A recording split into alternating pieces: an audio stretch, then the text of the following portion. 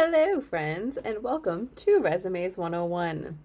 I try to make myself a little bit more presentable as I want to keep you guys engaged during this video. It is very important information. Resumes are the make or break in your interview process, right? So, what better way to go about resumes than making yourself feel good, right? So, I'm here in my best dressed, having my healthy crystals on, put on a little makeup for you guys as well, and hopefully this is going to be enjoyable for you. So, resumes. Let's start from the beginning, right? I know resumes sometimes can be a little bit overwhelming. They get a little bit, they make us anxious, right? And I think that a big reason why we get anxious when we are trying to approach a resume, because really that's where it all starts, right? It's the approach. How am I going to create my resume? What am I going to have my resume look like? What is my resume going to make me look like? These are very important things to think about when you are trying to present yourself to any employer that you want to be considered for, right? So, that being said, I always suggest it depends on what job you're doing, right? You don't want to have a blanket resume for all different types of jobs. So when I was a professional, when I went to go, apply for Citizens Bank or, apply for a Forbes 100 company, whatever, all those fancy pants employers, I always made sure that I had a very professional resume. I wanted to have everything look as neat and tidy and clear as I possibly can. Very concise, but also showing myself along the way. Another type of resume that I've used recently was my server resume. Now, with that resume, it is completely different because it's a totally different line of work, right? So what I did with the server resume is, I kept things a little bit lighter. I talked about all the different things that I can do as a server, what sort of skills I'm able to handle on one tray, right? So you just have to kind of approach each resume depending on the type of job that you want to get.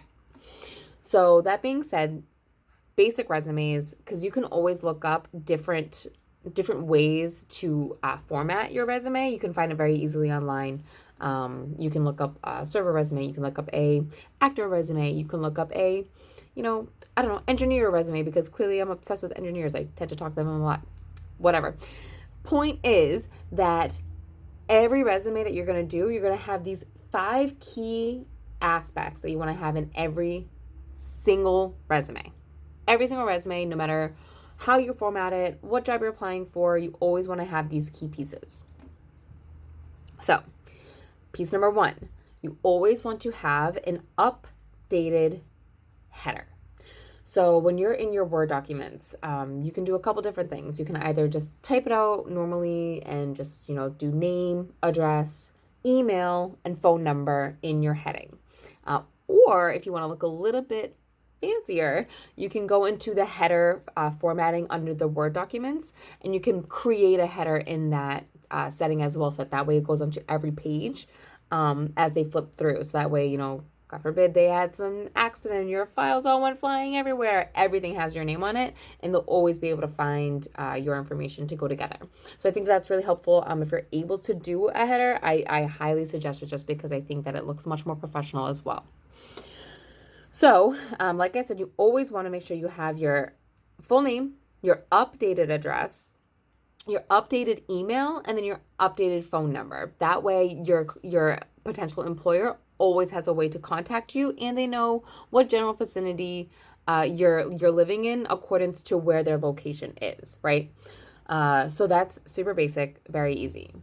So now let's get into the good stuff of the resume. So first things first, we always want to start off with our professional profile. What's a professional profile? Well, the way that I look at professional profiles is it's essentially a really short, quick version of you in like a quick paragraph in a professional manner where you explain who you are to your potential employer, and they're able to wrap it up quickly and know who you are in maybe like 3, max 4 sentences. You know, things like that you want to bring up in that professional profile, or your customer service experience, your let's see, I made a couple notes here. Let me double check them. Huge thing that I suggest mentioning in that initial professional profile is about your personal character. Okay, it sounds silly because you're applying for a job, but I truly believe that a lot of my success in applying for jobs and finding people that want to employ me is because I show myself on paper. The way that I am as a human, I explain myself in that manner on my resumes. So people read those first couple sentences about me, depending on what job I'm applying for, and I make it very evident and clear that I will be able to deliver on whatever they're looking for me as an employee, because it's clear cut and dry that I am present in the resume. So you can read my resume and get a feel for who I am as a person. When I talk about your character, and what I mean is maybe mention mention things that you I don't know, it's for me, it's hard because I don't want to make this about me and my application process. But what I do when I fill out that first piece is I always mention how long I've been in customer service. I always mention how upbeat and positive and what a great team player I am. And I mention these small things that immediately capture the employer to get them intrigued and to continue reading my resume. Because that's the thing. Think about how many resumes these people are getting. You want to make sure that you stand out in your resume, because it takes, most resumes are a page, 2 pages, and you want to make sure that you are able to stand out in that first instant, because if you don't get them immediately, they're going to move on. And if you really want the job and you really want to be considered, you need to make yourself stand out.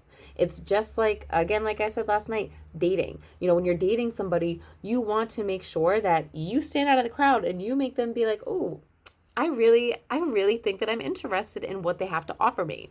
So just like the same thing you want to do on your resume, you want to make a quick 2 to 3 sentence, again, max 4 sentences, just a quick overview of who you are, what you're going to bring to the table, and why they should consider you and why they should continue reading your resume. If you need help, you can totally suggest or ask for a video, and I will be more than happy to talk about any of these specific topics in lengthy detail. But right now I'm just trying to really drill the point of what you want to present to your potential employer. Okay. Next. So after you make that professional profile and you've caught their attention and they feel like, ooh, I really am a little intrigued by this person. I want to see what else they've done. What you're going to do next is you're going to explain your work history. Now, this seems really basic and really, really simple, and it is. But what I want to make sure that I mention here is that when you're doing your work experience, I'm somebody, because of my work experience and because I have had so many jobs. I had somebody, I was just, I think last night, it was last night, it's my memory is crazy, but somebody had said to me, and they were like, every job that you hold, every job that you have in life, those are just experiences. Those are just lessons. Those are just ways for you to learn about yourself and about your path along the way. Every job isn't intended to be the last job. Sometimes a job is just meant to show you, what you do or you don't want out of a job, and that's okay. So that being said, my work history, it's pretty lengthy. It's pretty lengthy because I have tried so many different types of jobs. I've tried many different avenues to use my skills, and that's why I have had so many different opportunities presented to me, is because the way that I show up as an employee is very evident based on my resume. So all these offers tend to come in quite regularly, and then basically what happens at that point is I have to make the decision if these companies are going to work for me. So when I am doing these applications and I'm filling out my work history, I want to include the work history that's going to be important to that job. Like, for instance, if I'm applying for instance, applying for insurance jobs. When I'm applying for an insurance job, is it really that important if I put my nannying experience on there? No, I don't think so. If I'm applying to be a server, is it really important that I put my couple of months that I worked at the cell phone shop important to have on there? No, I don't think so. So you just kind of want to, for me, if you're anything like me, and I don't know if maybe the people that are attracted to these videos are like me, and that's why we are all here, because we are tired of going through the same mill of job after job after job, and we want to find something that's going to actually stick and work this time. You're tired of, if you're like me, you're tired of getting new jobs all the time. And especially when you're applying for these jobs, it's really difficult to look back on that work history and be like, oh my God, what is it about me that I can't hold a job? Because you never want to make an employer think that you are flaky, that you are non-committal, that you are going to just hop in on the job and then leave, the minute that you can. You don't want any employer to think that about you. And I don't intend to go into any job with that mindset. But I just know that every experience, every job that I've held, I learned a lesson that I didn't want to have in my career moving forward. Right. So that's what my suggestion is to you, is to really make sure that you are selective with what work history you put on your resume when you're applying for these jobs. Maybe you have no work history. Okay, that's totally fine too. If you don't have a work history, I'm not saying to make things up, but what I'm saying is you have been living life for however many years you've been on this earth, right? There have been things that you have done. You've gone to school. You've gone to help your family members. You have cooked. You have cleaned. You have read a book. You have done all of these things, right? Fluff them up. Talk about them in a manner that makes you sound like you've been doing something. Because here's the thing, it's hard to get a job. It's hard to get a job when you don't have any work history, right?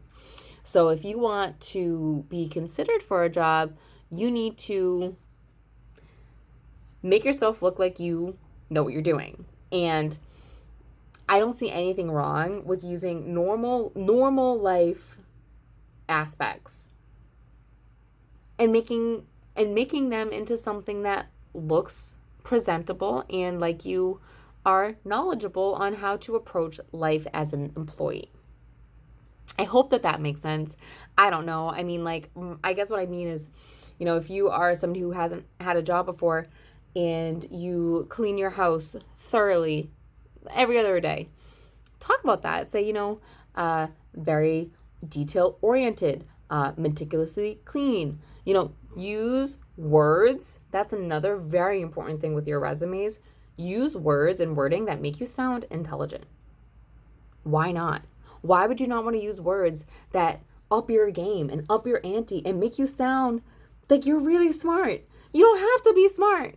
You don't have to actually be smart. I mean, I think that you probably are. I think that we all are innately, intelligent. But the point is that you use the wording. I mean, you listen to me on these videos, right? I use wording that makes me sound intelligent because that's just how I would like to present myself to people, because I am intelligent and I want people to know that. So, when you're using your wording in your resumes, use the right words to make you sound really smart and really like a good, viable option for their open position, right?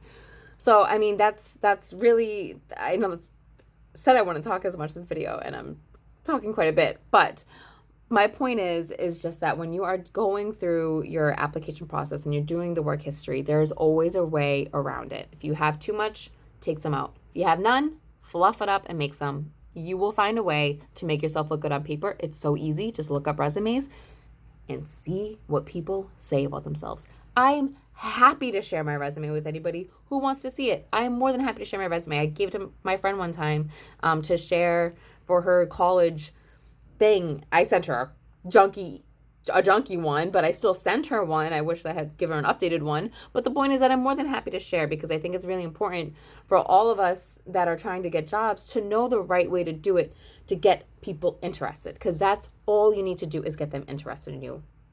I will never stop saying the same analogy about it being like dating. You want them to seek you out. You want them to notice you.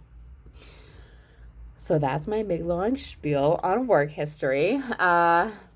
Next thing that you want to make sure that you include on all your resumes is your skills. You know, your skills, your abilities, the things that you do in life that make you you.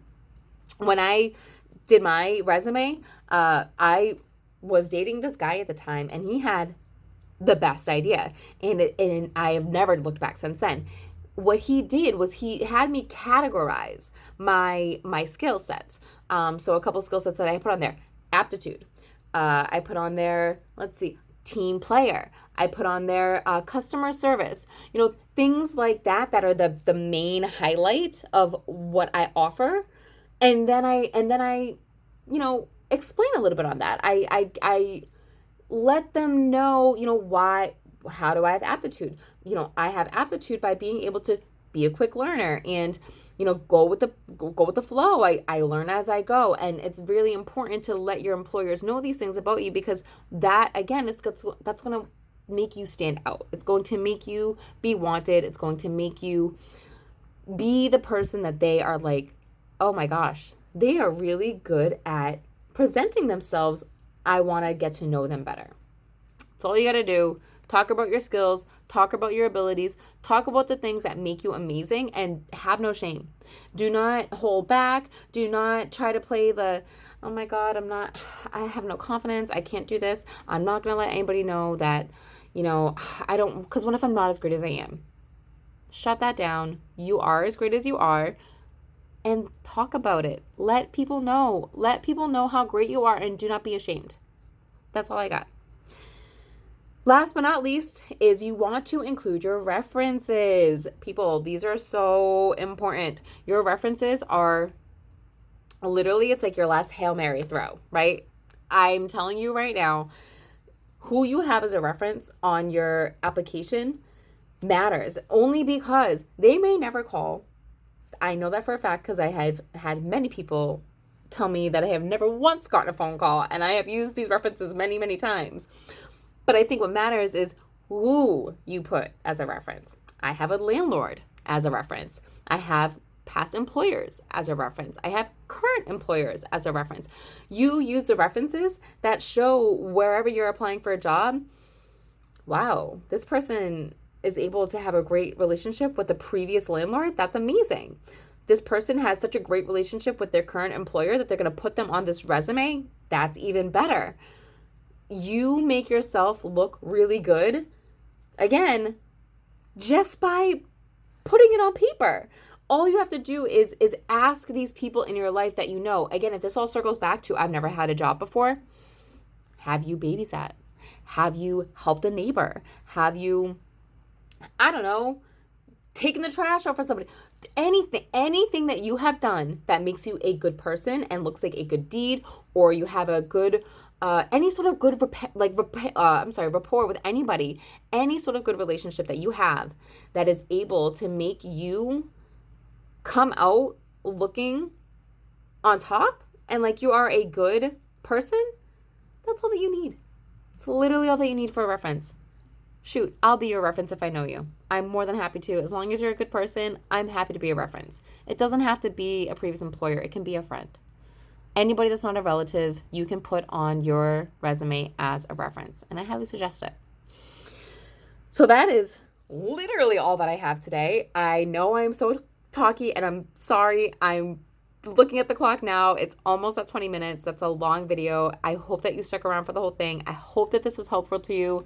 I hope that you will reach out if you need help with your resumes. And please just keep in mind, make yourself look good. Don't be ashamed.